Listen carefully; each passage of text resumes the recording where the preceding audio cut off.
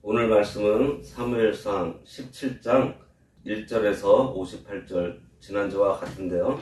읽기는 31절에서 58절 읽겠습니다. 어떤 사람이 다윗이 한 말을 듣고 그것을 사울에게 전하였으므로 사울이 다윗을 부른지라. 다윗이 사울에게 말하되 그로 말미암아 사람이 낙담하지 말 것이라.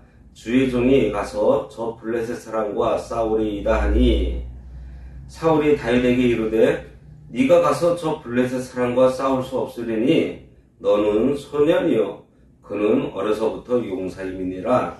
다윗이 사울에게 말하되 주의 종이 아버지의 양을 지킬 때에 사자나 곰이 와서 양떼에서 새끼를 물어가면 내가 따라가서 그것을 치고 그 입에서 새끼를 건져내었고, 그것이 일어나 나를 해하고자 하면 내가 그 수염을 잡고 그것을 쳐 죽였나이다. 주의 종이 사자와 곰도 쳤은즉 살아계시는 하나님의 군대를 모욕한 이 할례받지 않은 블레셋 사람이리이까. 그가 그 짐승의 하나와 같이 되리이다. 또 다윗이 이르되 여호와께서 나를 사자의 발톱과 곰의 발톱에서 건져내셨은즉 나를 이 블레셋 사람의 손에서도 건져내시리이다. 사울이 다윗에게 이르되 가라. 여호와께서 너와 함께 계시기를 원하노라. 이에 사울이 자기 군복을 다윗에게 입히고 노토구를 그의 머리에 씌우고 또 그에게 갑옷을 입히매, 다윗이 칼을 군복 위에 차고는 익숙하지 못하므로 시험적으로 걸어보다가 사울에게 말하되 익숙하지 못하니 이것을 입고 가지 못하겠나이다 하고 곧 벗고 손에 막대기를 가지고 시내에서 매끄러운 돌 5을 골라서 자기 목자의 제구 곧 주머니에 넣고 손에 물매를 가지고 블레셋 사람에게로 나아가니라. 블레셋 사람이 방패든 사람을 앞세우고 다윗에게로 점점 가까이 나아가니라. 그 블레셋 사람이 둘러보다가 다윗을 보고 업신여기니 이는 그가 젊고 붉고 용모가 아름다우니라. 블레셋 사람이 다윗에게 이르되 네가 나를 개로 여기고 막대기를 가지고 내게 나아왔느냐 하고 그의 신들의 이름으로 다윗을 저주하고, 그 블레셋 사람이 또 다윗에게 이르되 내게로 오라. 내가 네 살을 공중의 새들과 들짐승들에게 주리라 하는지라. 다윗이 블레셋 사람에게 이르되 너는 칼과 창과 단창으로 내게 나아오거니와 나는 만군의 여호와의 이름 곧 네가 모욕하는 이스라엘 군대의 하나님의 이름으로 내게 나아가노라. 오늘 여호와께서 너를 내 손에 넘기시리니 내가 너를 쳐서 내 목을 베고 블레셋 군대의 시체를 오늘 공중의 새와 땅의 들짐승에게 주어 온 땅으로 이스라엘의 하나님이 계신 줄 알게 하겠고, 또 여호와의 구원하심이 칼과 창에 있지 아니함을 이 무리에게 알게 하리라. 전쟁은 여호와께 속한 것인즉 그가 너희를 우리 손에 넘기시리라. 블레셋 사람이 일어나 다윗에게로 마주 가까이 올 때에 다윗이 블레셋 사람을 향하여 빨리 달리며 손을 주머니에 넣어 돌을 가지고 물매로 던져 블레셋 사람의 이마를 치매 돌이 그의 이마에 박히니 땅에 엎드러지니라. 다윗이 이같이 물매로 돌로 블레셋 사람을 이기고 그를 쳐 죽였으나 자기 손에는 칼이 없었더라. 다윗이 달려가서 블레셋 사람을 밟고 그의 칼을 그 칼집에서 빼내어 그 칼로 그를 죽이고 그의 머리를 베니 블레셋 사람들이 자기 용사의 죽음을 보고 도망하는지라. 이스라엘과 유다 사람들이 일어나서 소리 지르며 블레셋 사람들을 쫓아 가이와 에그론 성문까지 이르렀고, 블레셋 사람들의 부상자들은 사라임 가는 길에서부터 가드와 에그론까지 엎드러졌더라. 이스라엘 자손이 블레셋 사람들을 쫓다가 돌아와서 그들의 진영을 노략하였고, 다윗은 그 블레셋 사람의 머리를 예루살렘으로 가져가고 각주는 자기 장막에 두니라. 사울은 다윗이 블레셋 사람을 향하여 나아감을 보고 군사령관 아브넬에게 묻되 아브넬아 이 소년이 누구의 아들이냐? 아브넬이 이르되 왕이여 왕의 사심으로 맹세하옵나니 내가 알지 못하나이다 하매 왕이 이르되 너는 이 청년이 누구의 아들인가 물어보라 하였더니 다윗이 블레셋 사람을 죽이고 돌아올 때에 그 블레셋 사람의 머리가 그의 손에 있는 채 아브넬이 그를 사울 앞으로 인도하니 사울이 그에게 묻되 소년이요 누구의 아들이냐 하니 다윗이 대답하되 나는 주의 종 베들레헴 사람 이새의 아들이니이다 하니라. 오늘 말씀의 제목 하나님의 마음에 합한 자 두 번째입니다. 지난주에 하나님께서 사울을 물리치시고 다윗을 왕으로 세우시려는 이유인 다윗의 중심에 대해서 나눴습니다. 첫째로 다윗의 중심에 일어난 거룩한 분노가 하나님을 향한 다윗의 사랑에서 시작되었다는 것을 하나님께서 보셨다는 거예요. 오늘은 하나님께서 보신 다윗의 중심에 있는 두 번째와 세 번째를 살펴보겠습니다. 다윗의 중심에 있는 두 번째는 세상과 다른 계산을 다윗이 했다는 거예요. 세상과 다른 시각으로 보았다는 거죠. 31절에서 33절입니다. 어떤 사람이 다윗이 한 말을 듣고 사울에게 전하였으므로 사울이 다윗을 부른지라. 다윗이 사울에게 말하되 그로 말미암아 사람이 낙담하지 말 것이라. 주의 종이 가서 저 블레셋 사람과 싸우리이다 하니 사울이 다윗에게 이르되 네가 가서 저 블레셋 사람과 싸울 수 없으리니 너는 소년이요 그는 어려서부터 용사임이니라. 다윗이 외치는 소리가 이스라엘 군대 진영에 소란을 일으킵니다. 사울은 그 소란을 만들어낸 사람을 찾아오라고 해요.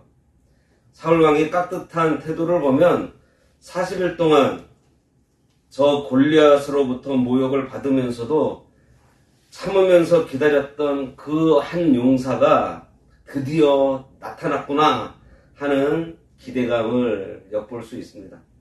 하지만 다윗이 나타났을 때 사울의 첫 반응이 실망이에요. 이제 갓 수염이 나기 시작한 소년이 자기 앞에 이렇게 서 있는 것입니다. 사울은 이렇게 말하죠. 네가 가서 저 블레셋 사람과 싸울 수 없으리니 너는 소년이요. 저 사람은 어려서부터 용사였어. 너는 저 사람과 싸울 수 없어. 이런 얘기를 해요. 사울은 보이는 대로 합리적인 판단을 한 것입니다. 우리들도 아마 그런 상황이었으면 사울과 같은 판단을 했을 거예요. 골리앗은 강력한 용사였고요. 다윗은 그저 소년일 뿐입니다. 징집할 나이도 안 된 소년이에요. 그런데 이 사울의 평가가 옳은 것인가? 그것을 오늘 보려고 그래요. 사울은 다윗을 보는 순간에 다윗이 골리앗을 이길 수 없다고 판단했습니다. 그의 판단 기준이 뭐였죠? 바로 겉모습입니다. 42절을 보면요. 골리앗도 같은 이유 때문에 자신을 향해 다가오는 다윗을 비웃어요. 골리앗의 기준도 다윗의 겉모습이었어요. 하나님의 백성의 왕인 사울의 기준과 하나님의 군대를 모욕하는 블레셋의 골리앗의 생각하는 판단 기준이 똑같이 외모였다는 거예요. 그것을 지금 성경 기자가 우리들한테 얘기해주고 있는 거죠.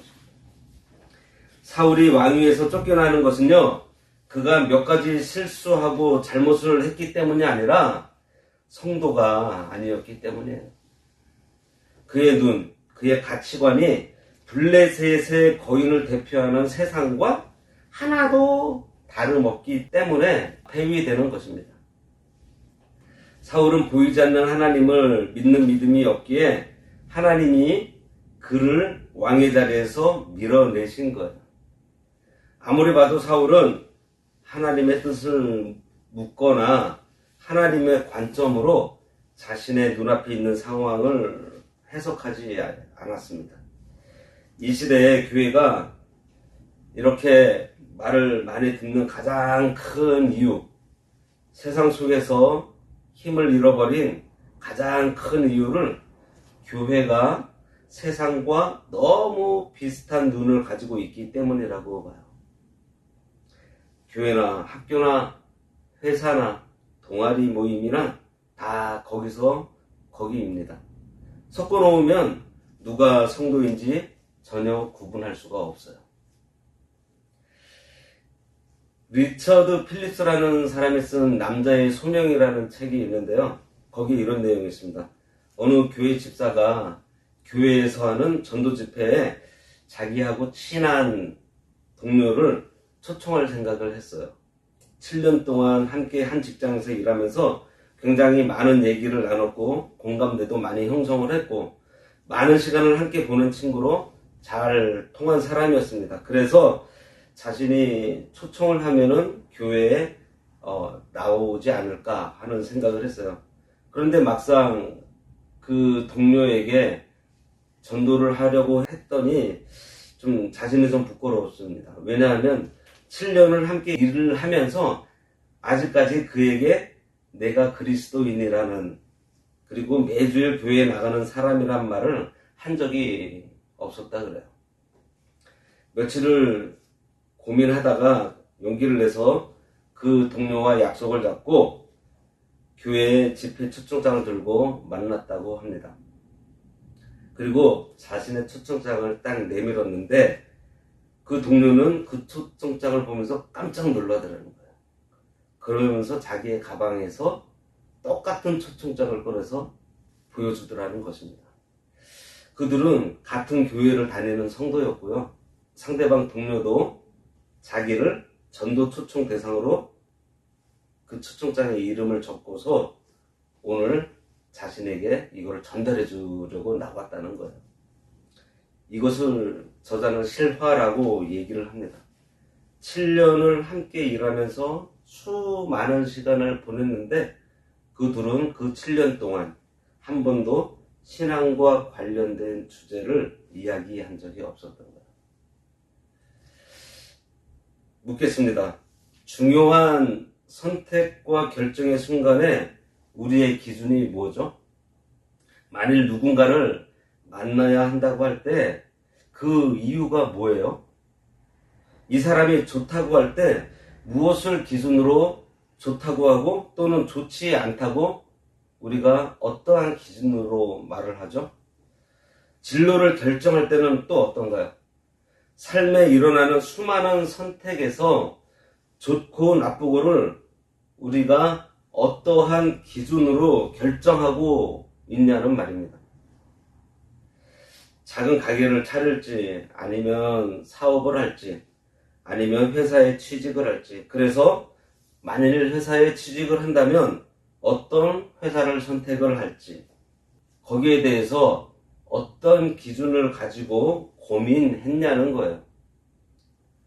우리는 우리 자신보다 훨씬 더 열심히 신앙생활을 한 그 신앙의 선배들을 기억하고 있을 것입니다.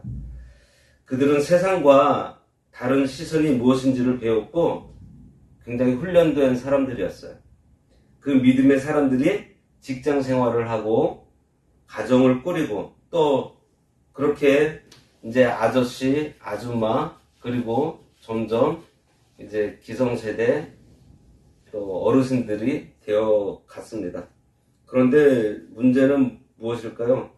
그렇게 탁월하고 선명한 하나님 나라의 기준을 가지고 삶의 문제를 결정했던 그 선배들이 얼마 지나지 않아서 평범한 세상의 아줌마와 아저씨, 할머니와 할아버지가 되어버리더라는 거예요. 저는 그런 일들이 계속 일어날 것이라고 생각해요. 왜냐하면 저 자체도 그런 일을 겪었었습니다.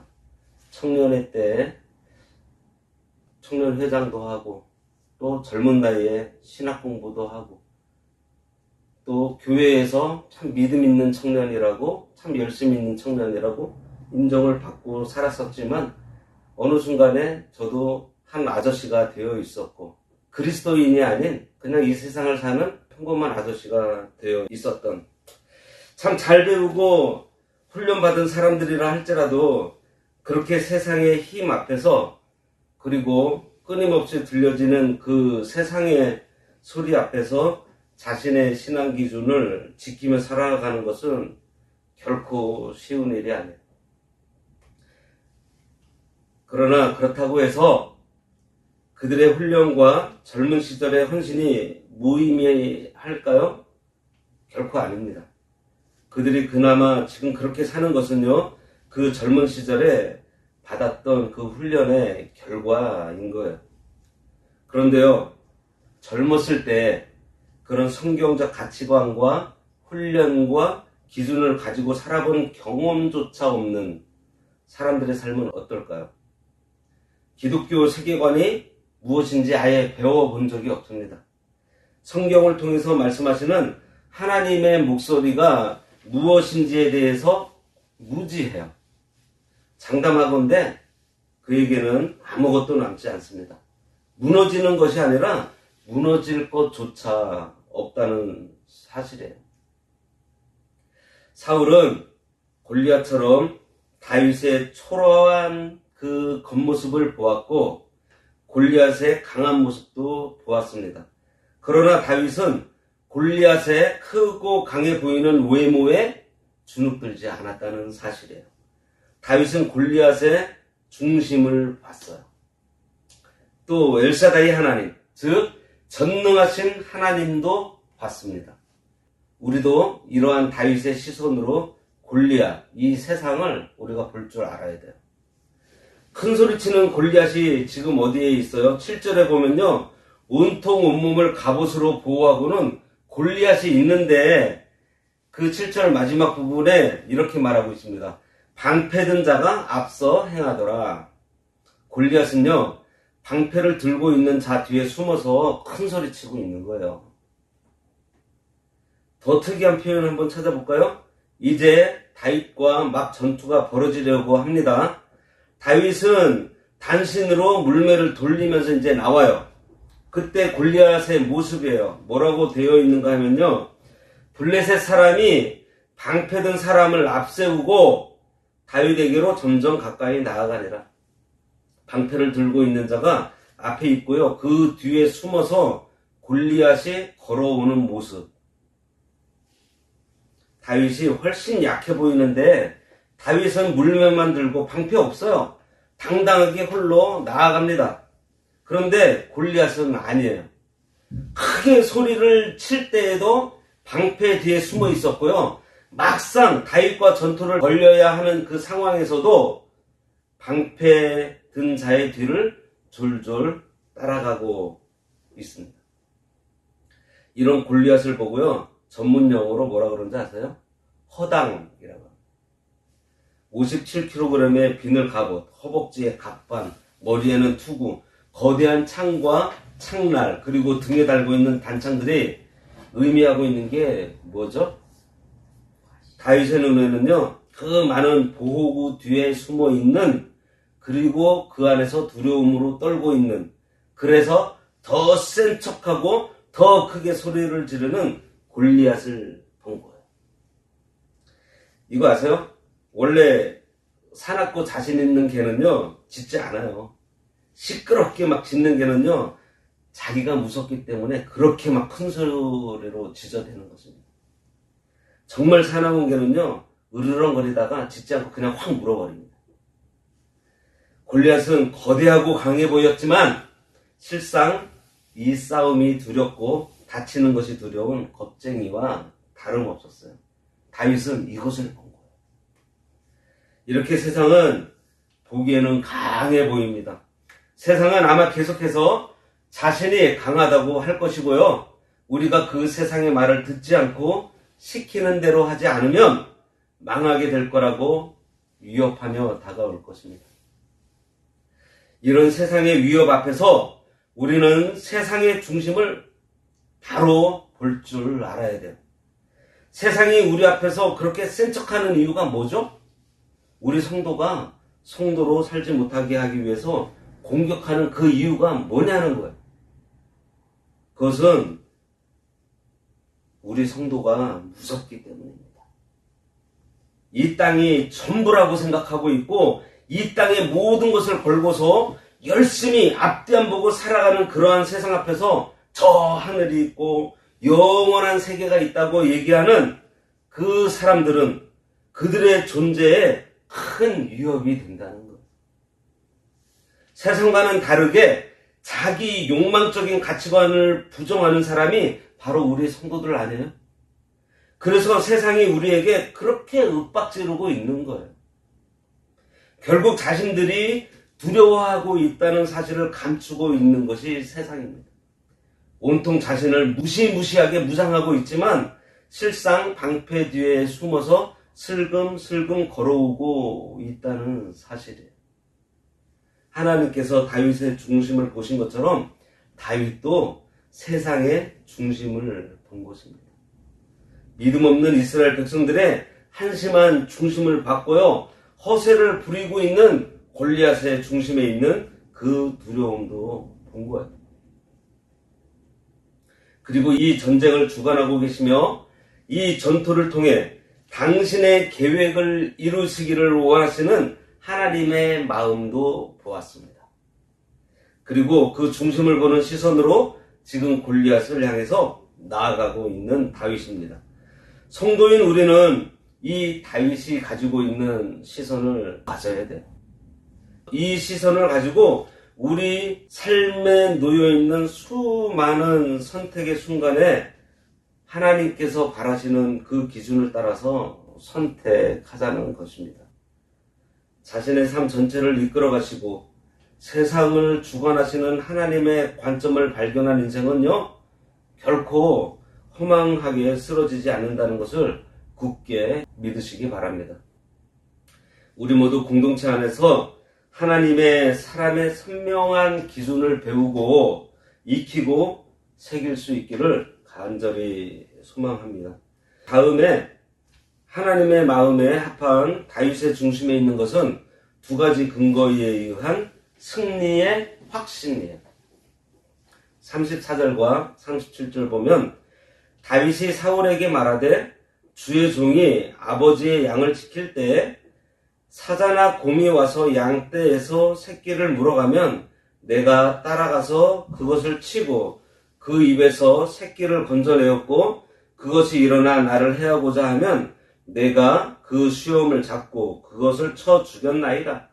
주의 종이 사자와 곰도 쳤은즉 살아계시는 하나님의 군대를 모욕한 이 할례 받지 않은 블레셋 사람이리이까 그가 그 짐승의 하나와 같이 되리이다. 또 다윗이 이르되 여호와께서 나를 사자의 발톱과 곰의 발톱에서 건져내셨은즉 나를 이 블레셋 사람의 손에서도 건져내시리이다. 다윗에게 이 전투에 대한 승리의 확신이 있었습니다. 그 확신이 다윗으로 하여금 전투에 나아가게 한 거예요. 성경은 두 가지로 다윗의 중심에 있던 확신의 내용을 보여주고 있습니다. 하나는 작은 믿음의 승리에 대한 체험이에요.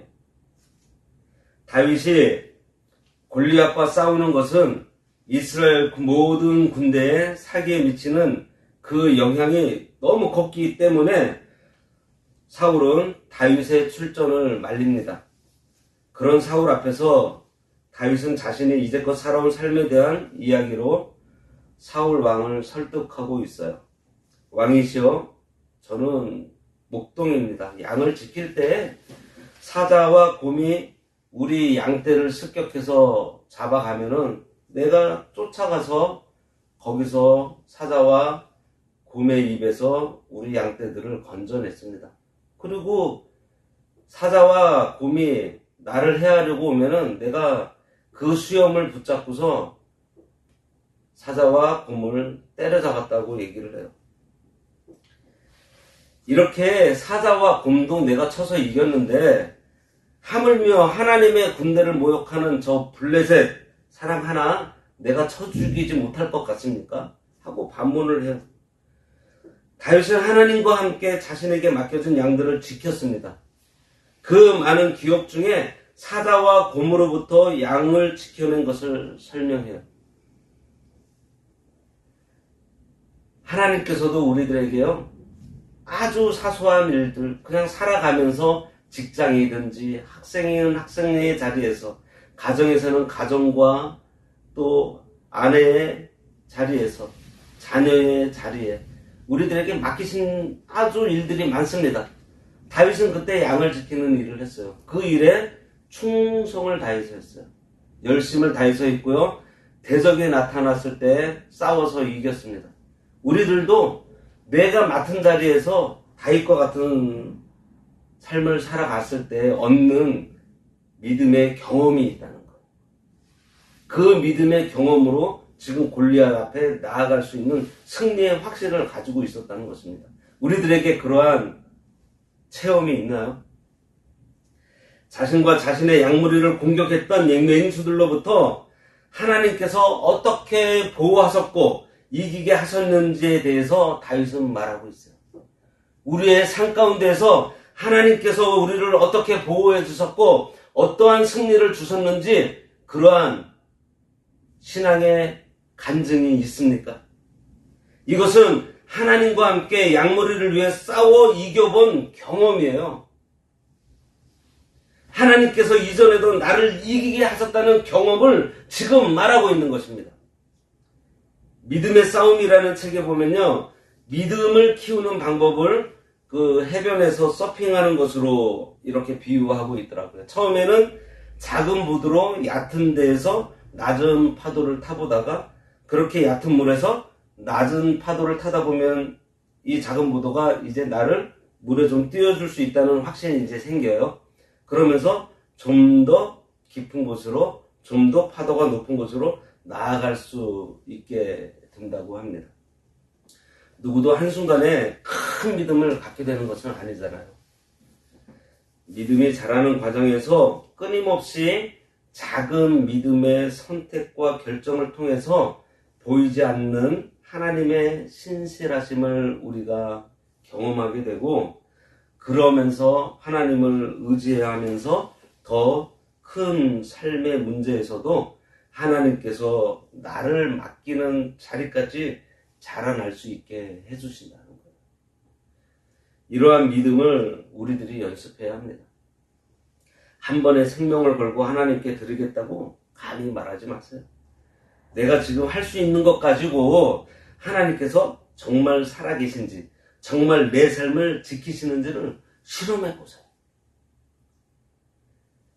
늑대에서 사자로, 사자에서 곰으로, 그렇게 하나님을 신뢰하는 법, 하나님과 함께 싸우는 법을 몸에 익혀보세요. 그래서 중대한 믿음이 필요한 그 순간, 거대한 회색곰 같은 골리앗 앞에 서게 되는 그날, 오랜 기간 준비한 믿음을 사용해서 앞으로 나아갈 수 있는 우리들이 되어야 하겠습니다. 두 번째 승리를 확신하는 근거는요, 하나님에 대한 바른 지식입니다. 이게 무슨 말일까요? 용기를 내서 싸움에 나가는 어린 다윗에게 무슨 지식이 있었다는 것이죠? 35절과 37절을 보면 35절에 내가 따라가서 그것을 치고 그 입에서 새끼를 건져내었다 그랬습니다. 그리고 37절에 다윗이 이르되 여호와께서 나를 사자의 발톱과 곰의 발톱에서 건져내셨은즉 나를 이 블레셋 사람의 손에서도 건져내시리이다. 오늘 읽은 본문에서 다윗은 이 건져냄이라는 단어, 히브리어 나찰을 총 3번 사용하고 있어요. 이 나찰이라는 단어는요, 여러 가지 뜻이 있지만 그 중에서 하나가 구원받다는 의미입니다. 35절, 37절의 내용을 이 나찰이라는 단어를 통해서 재구성해보면 이래요. 내가 나의 양떼를 구원하기 위해 사자와 곰과 싸울 때 하나님께서 나를 그 양을 공격했던 사자와 곰의 발톱에서 구원해 주셨습니다. 우리가 잘 아는 시편 23편, 여호와는 나의 목자시니 내게 부족함이 없으리로다. 이 시는요, 다윗의 시입니다. 다윗은 목동으로 지내면서 목자와 양의 어떤 관계를 알았고, 자신이 보기에 하나님은 이스라엘의 목자이셨고 이스라엘은 하나님의 양이었어요. 다윗이 사울에게 말하고 싶었던 것은 승리의 경험담이 아니고요, 내 목자이시고 이스라엘의 목자이신 여호와 하나님의 신실하심과 보호하심을 말하고 싶었던 것입니다. 자신이 자기의 목숨을 내놓고서 끝까지 쫓아가서 사자와 곰의 입에서 건져내신 것과 같이 우리 목자 되시는 하나님께서는 우리를, 그러한 자리에 있는 우리를 건져내어 주실 것이라는 그 하나님을 말하고 싶었던 거예요, 다윗은. 진짜 목자는 자기의 양을 구원하는 것을 절대로 포기하지 않는다는 것을 말하고 있는 거예요. 그러니 이스라엘의 목자 되신 하나님께서 블레셋 사람의 발톱에서 반드시 구원해 내실 것이고 이미 결정이 난 전투라고 말하고 있는 거예요. 그런데요, 과거에 많은 승리를 거둬서 교만해진 사람이 있습니다. 내가 속한 교단이 어떻다느니, 또 자기가 어떤 선교단체 출신이고 어디서 어떠한 훈련을 받았었고 몇 개월 동안 외국에서 훈련을 받았고 단기 선교를 몇 번 다녀왔고 어떠한 자격증을 땄다는 등 그러한 것들이 우리를 교만하게 만든다면 차라리 그런 거 없는 게 낫습니다. 수많은 사람이 자신의 신앙적 승리를 자신의 승리로 이해해서 이 교만의 길에서 망했어요. 바울은 두렵고 떨림으로 너희의 구원을 이루라고 빌립보서 2장 12절에서 말합니다. 정말 그래요. 우리는 끝까지 긴장해야 해요. 그리고 우리가 한 그 모든 승리가 하나님께로부터 온 것이라는 사실을 알아야 합니다. 우리의 어떠함이 아니에요. 다윗의 물매를 던지는 그 실력이 아닙니다. 빠른 다리가 아니에요. 이미 많이 싸워본 그 노하우도 아니에요. 이스라엘의 목자 되신 하나님께 대한 바른 지식에서 나온 온전한 신뢰의 결과라는 거예요. 지금 다윗이 확신하는 비결은요, 하나님의 신실함에 대한 확고한 지식에 근거한 믿음입니다. 우리는 하나님을 알아야 돼요. 하나님에 대해서 더 많이 알기를 소망하시기 바랍니다. 하나님이 어떠한 분이신지, 역사 속에서 하나님께서는 어떤 일을 행하셨는지 기억하세요. 말씀을 통해서 우리의 지성과 삶의 세세한 부분들을 만지신 하나님을 경험을 통해 알아가세요. 칼빈의 기독교 강요 1장이 무엇인지 아세요? 하나님을 아는 지식입니다. 이 지식은 성부와 성자와 성령께서 우리 가운데 어떻게 역사하시고 일하시는지 알아가는 거예요. 그 온전한 지식에서 나오는 신뢰로 우리가 하나님을 바라보세요. 그리고 하나님이 원하시는 자리에 하나님이 원하시는 방식으로 서 있기를 바랍니다. 하나님께서 반드시 우리를 이기게 하세요. 그러면 다윗과 골리앗의 전투, 아니 여호와의 전투의 결과가 어떻게 되었을까요? 전투가 시작되었습니다. 다윗은 골리앗을 향해서 너는 칼과 창과 단창으로 내게 나아보냐? 나는 만군의 여호와의 이름 곧 네가 모욕하는 이스라엘 군대의 하나님의 이름으로 내게 나아가노라 하면서 외쳤어요. 너의 무기는 칼이고 창이고 단창이지만 내 무기는 이스라엘 만군의 하나님의 이름을 외치며 달려나가고 있는 것입니다. 왜 다윗은 물매를 들고 나간다고 하지 않고 하나님의 이름으로 나간다고 외치죠? 다윗은 하나님은 살아계신 하나님이시며 하나님의 구원의 방법은 세상의 칼과 창과 같은 방식이 아니라는 것과 모든 전쟁이 다 하나님께 속한 것이라는 것을 온 세상에 보여주고 싶었던 거예요.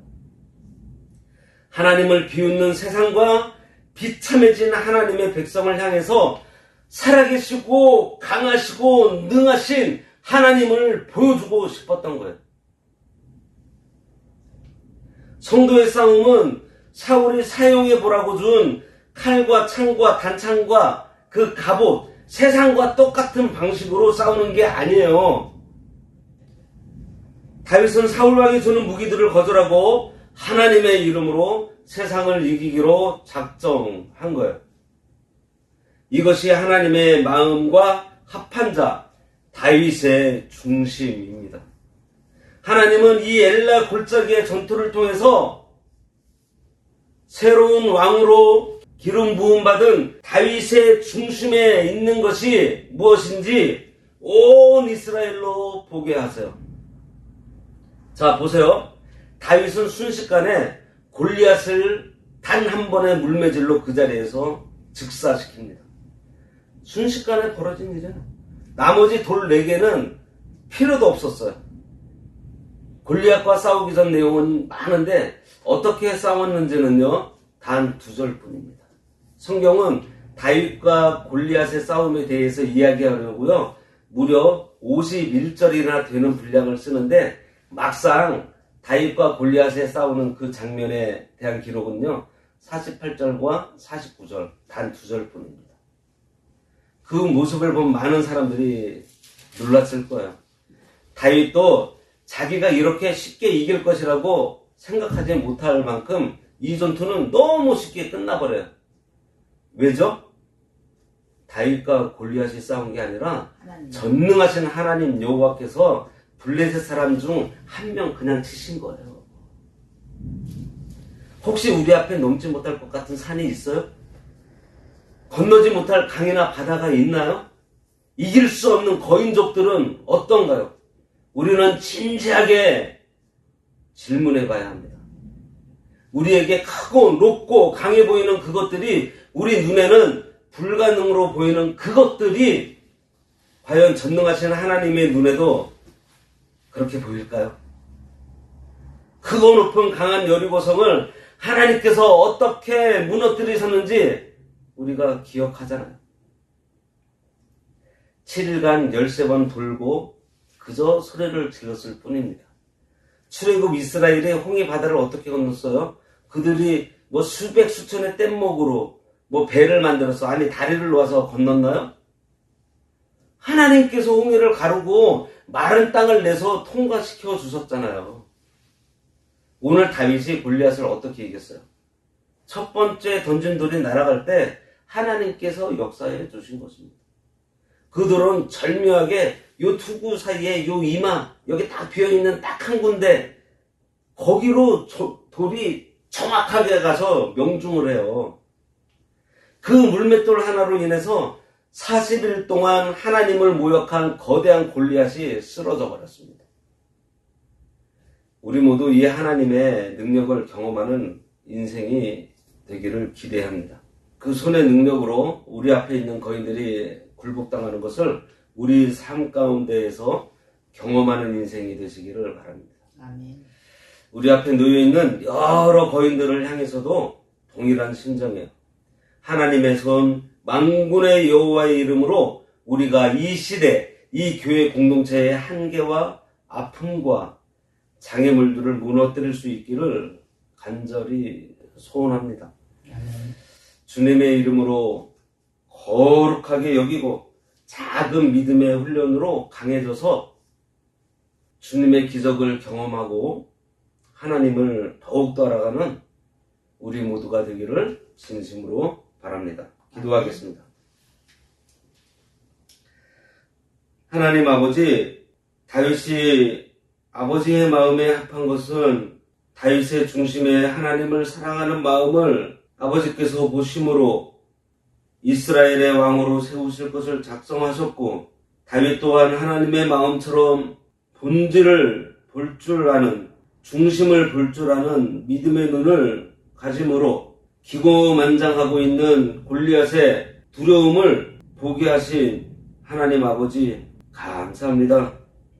다윗은 그러한 믿음의 눈으로 담대하게 나아가 승리하게 되었고, 그것과 같이 저희들도 하나님을 참 사랑함으로 하나님의 마음에 합한 자가 되어 세상을 향하여 바로 보게 하심으로 죄악의 길에 들어서지 않기를 원하오니, 하나님을 알아가는 지식에 자라나게 해주시고, 그 하나님을 아는 지식을 바탕으로 우리의 믿음이 더욱 견고함으로 아버지를 사랑하고, 하나님 아버지의 사랑이 우리를 통해 가정에서, 직장에서, 이웃에게 흘러 넘침으로 하나님의 나라가 확장되는 데에 온전히 쓰임받기를 원하옵나이다.